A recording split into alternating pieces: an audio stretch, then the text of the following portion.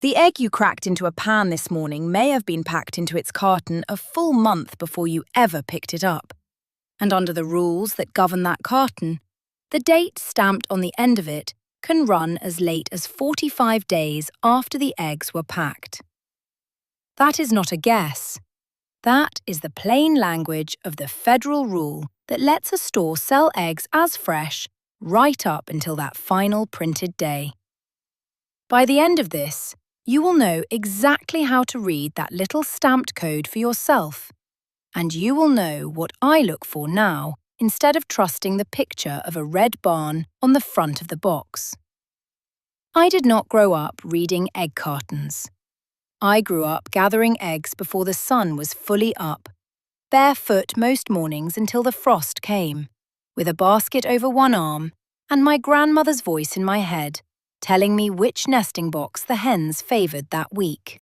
A fresh egg has a weight to it, a kind of density you feel in your palm before you ever crack the shell. And I learned that weight before I learned my letters. So when I finally stood in an English grocery store years later and picked up a carton of eggs with a grade stamp and a smiling hen printed on the front, I turned it over looking for a laying date, the way my grandmother taught me. And I could not find one anywhere. I stood there so long, a stock boy finally asked if I needed help finding something. Here is what I found instead of a laying date. I found a 3-digit number, a code most shoppers walk right past. And once someone explained it to me, I understood why the front of that carton wanted my attention so badly. That number is called a Julian date, and it tells you the exact day of the year those eggs were washed, graded, and sealed into the carton, counting from the 1st of January as day 1 straight through to the last day of December. It is not the day the hen laid the egg. It is the day a machine packed it. Do you check that number before you put a carton in your cart? Or do you trust the picture on the front, the way most of us were taught to?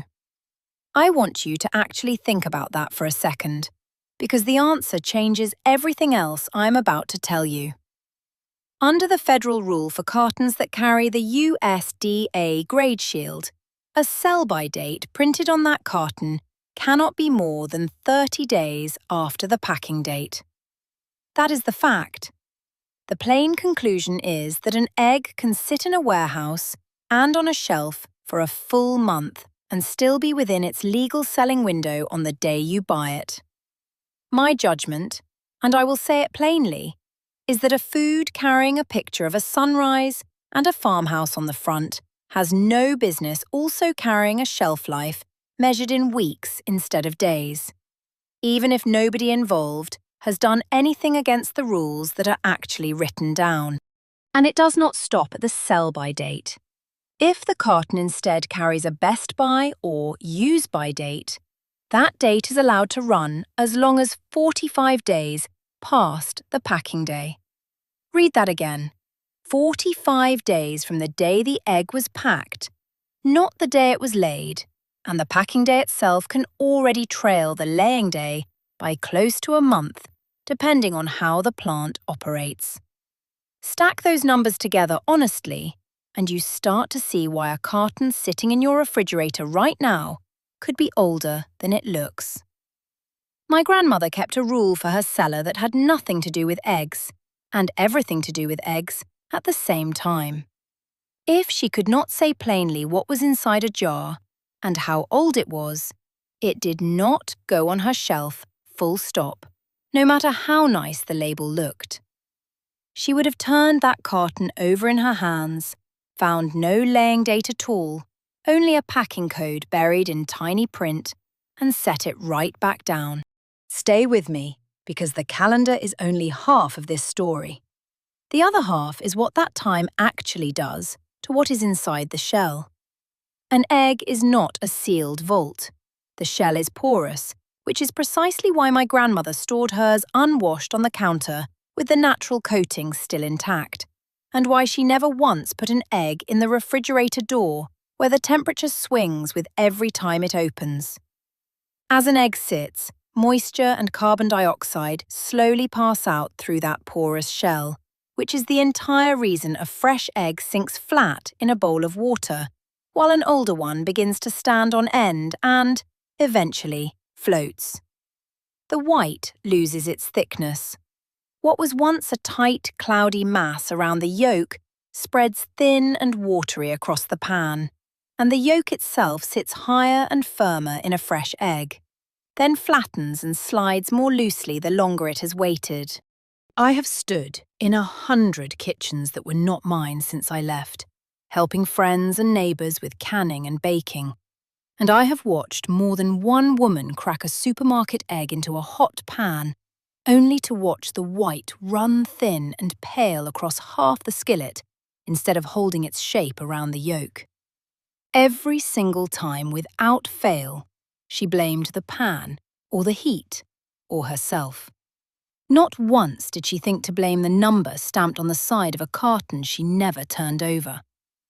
If you are the kind of person who already turns a carton over before it goes in your basket, checking for that hidden code the way you would check the sell-by date on anything else in your refrigerator, you already know exactly where the rest of this is headed. And you are exactly who I am talking to for the next few minutes. Now, I want to be fair about something, because a fair fight earns more trust than a one-sided one. Cold storage and dating rules exist for a real reason, and that reason is safety, not deception. A properly refrigerated egg, well past its printed date, is very often still perfectly safe to eat, and the rules that allow a month or more of shelf time were not written to trick anyone. They were written to keep a fragile, perishable food moving through a massive national supply chain without spoiling along the way. I will not stand here and tell you that a grocery store or a regulator is lying to you, because they are not. I will tell you that safe and vibrant are two very different standards, and the label was never designed to promise you the second one. There is a difference between an egg that will not hurt you and an egg that is still doing everything an egg is supposed to do for your body. Vitamin content in an egg is not fixed the moment it is laid and frozen in place forever after.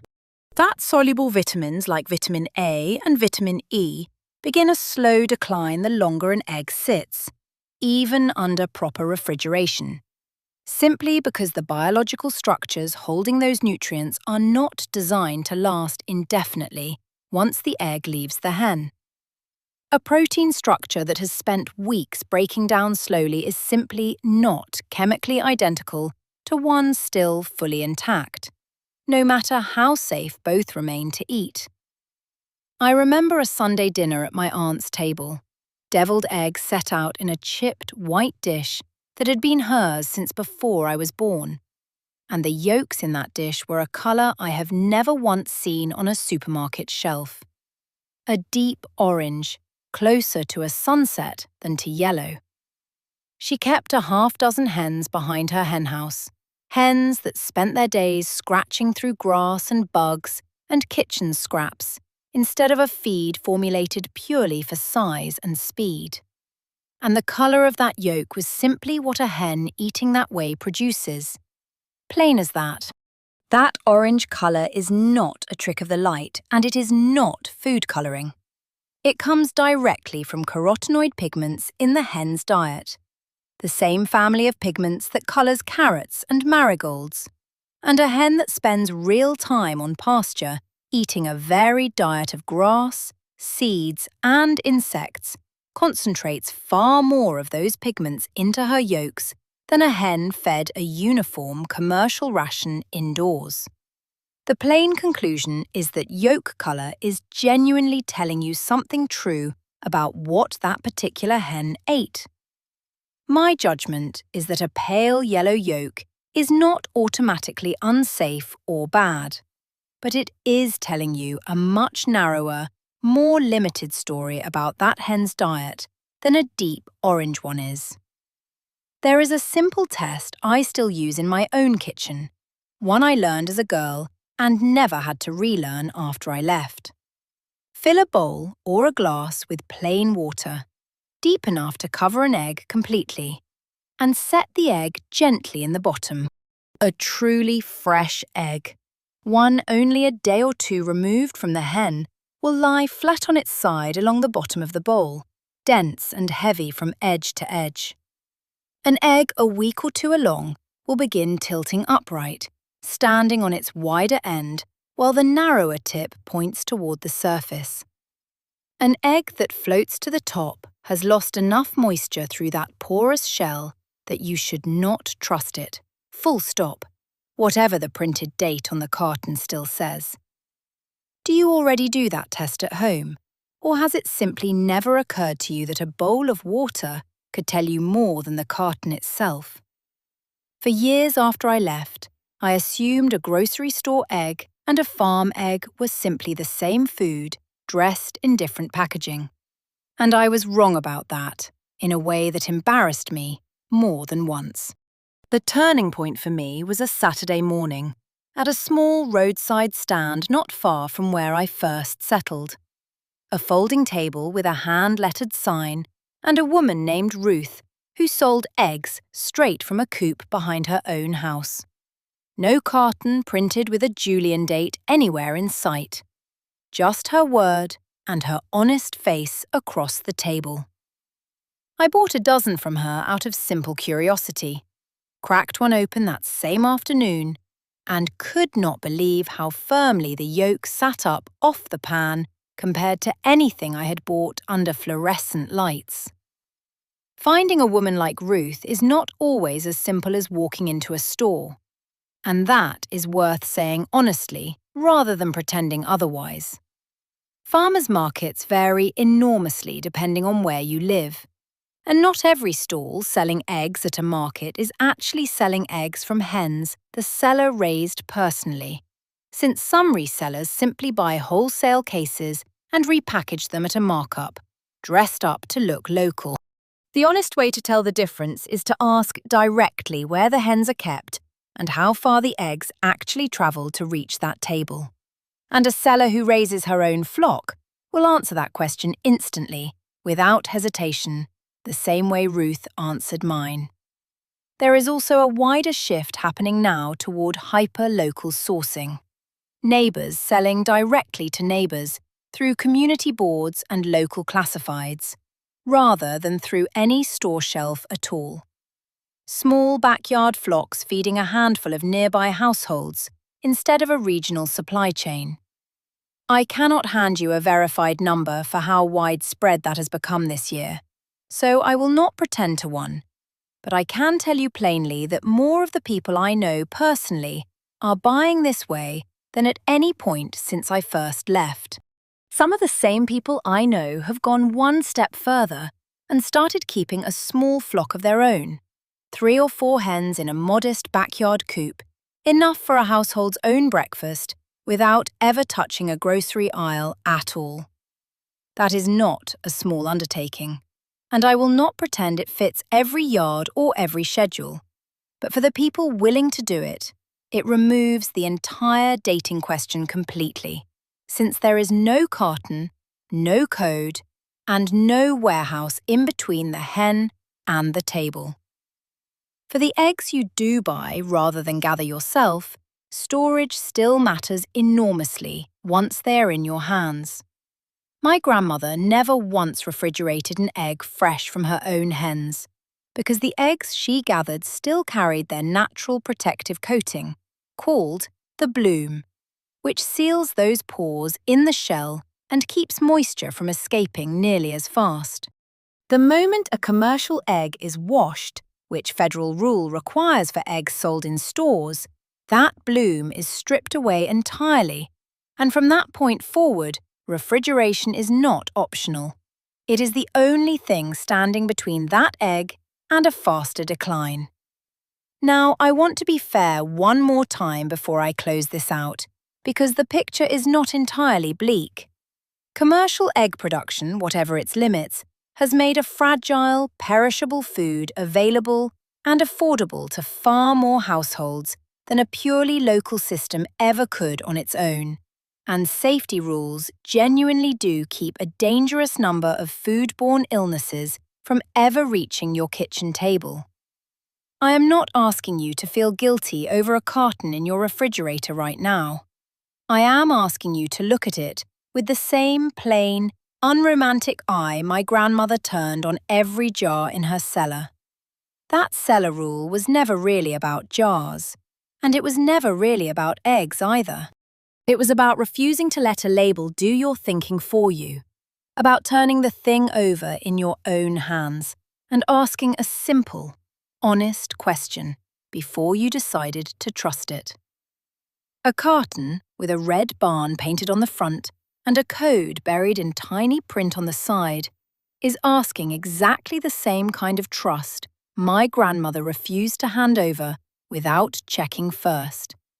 And I see no reason the rest of us should hand it over so easily either. So here is your homework, plain and simple.